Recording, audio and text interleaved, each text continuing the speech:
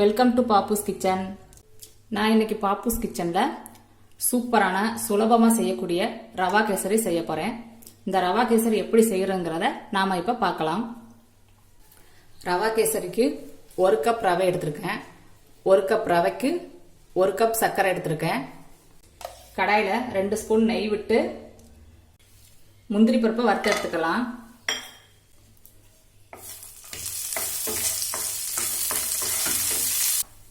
முந்திரி பருப்பு வறுத்ததும் திராட்சை ஆட் பண்ணிக்கலாம்.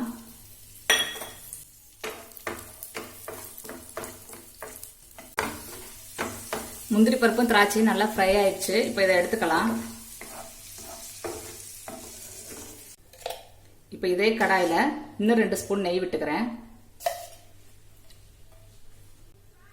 நெய் விட்டு ரவையை இந்த நெய்ல வறுத்து எடுத்துக்கிறேன்.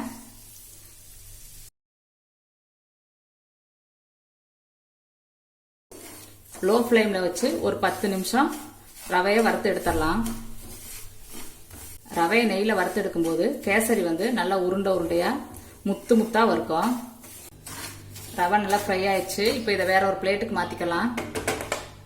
இப்போ அதே பேன்ல 1 கப் ரவைக்கு 3 கப் தண்ணி சேர்த்துக்கிறேன்.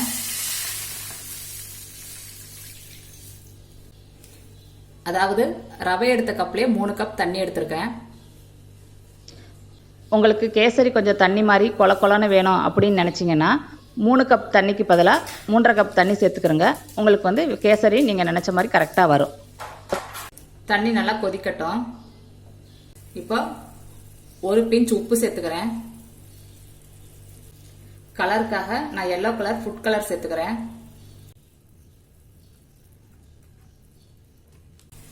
தண்ணி நல்லா கொதிக்க ஆரம்பிச்சிருச்சு. இப்போ ரவையை சேர்த்துக்கலாம்.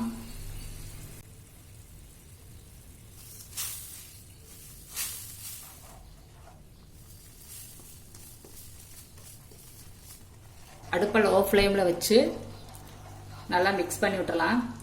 கட்டி எதுவும் இல்லாம பாத்துக்கணும்.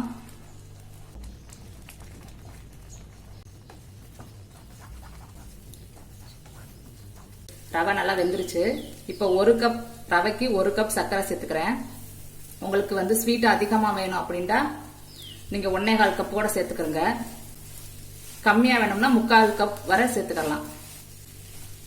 கேசரி நிறைய செய்யும் போது கொஞ்சம் கொஞ்சமா ஆட் பண்ணுங்க. சர்க்கரைய கொஞ்சமா செய்யறீங்கன்னா அப்படியே சேர்த்து கிளறி விட்டுருங்க.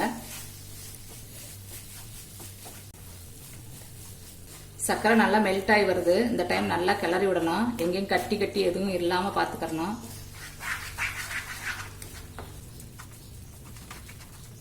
நல்லா மிக்ஸ் பண்ணி விடணும் கட்டி இல்லாத அளவுக்கு. கேசரி ரெடி ஆயிடுச்சு. இப்போ 4 ஏலக்காய் நச்சு வச்சிருக்கேன், அதை சேர்த்துக்கிறேன். வறுத்து வச்சிருக்க முந்திரி திராட்சையும் சேர்த்துக்கிறேன். கேசரி கல்யாண வீட்ல எல்லாம் எவ்வளவு டேஸ்டா மணமா இருக்குமோ அதே மாதிரி டேஸ்ட் மணமும் வர்றதுக்கு 1 ஸ்பூன் நெய் விட்டுக்கிறேன். நெய் விட்டு நல்லா கிளறி விட்டுறலாம்.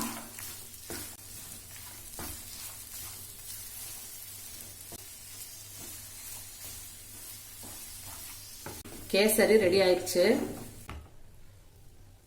கேசரி நம்ம எடுக்கும்போது கையில எதுவும் ஒட்டக்கூடாது. அப்படி ஒட்டாம வந்துருந்துச்சுன்னா கேசரி சூப்பரா பர்ஃபெக்டா வந்திருக்குன்னு அர்த்தம். சூப்பரான ரவா கேசரி ரெடி. உங்களுக்கு இந்த வீடியோ பிடிச்சிருந்தா பாப்புஸ் கிச்சனுக்கு லைக் பண்ணுங்க, கமெண்ட் பண்ணுங்க. வீடியோ பார்க்குற எல்லாரும் மறந்துடாம சப்ஸ்கிரைப் பண்ணுங்க. Eat healthy, think better.